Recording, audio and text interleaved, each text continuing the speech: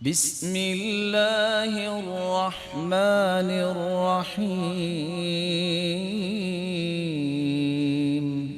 عقبہ بن عامر رضی اللہ تعالی عنہ سے مروی ہے، میں سفر میں اللہ کے رسول صلی اللہ علیہ وسلم کے ساتھ تھا تو رسول اللہ صلی اللہ علیہ وسلم نے فرمایا الا اعلمک خیر سورتین، میں آپ کو سب سے بہترین صورتوں کی تعلیم نہ دوں؟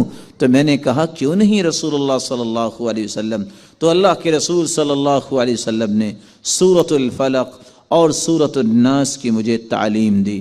رسول اللہ صلی اللہ علیہ وسلم نے عقبہ بن عامر روایت کرتے ہیں، صحابی کو یہ حکم دیا اقرأ بہما کلما نمت وقمت ما سأل سائل ولا استعاذ مستعیذ بمثلہما۔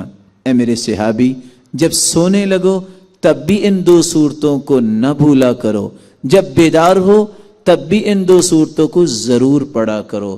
ہوگا کیا، کوئی بھی شخص اللہ سے سوال کرتا ہے یا اللہ کی پناہ مانگتا ہے، ان دو صورتوں سے بڑھ کے کوئی خوبصورت سوال نہیں، اور ان دو صورتوں سے بڑھ کے کوئی خوبصورت تعوذ نہیں، اس لیے اس کو لازم پکڑو۔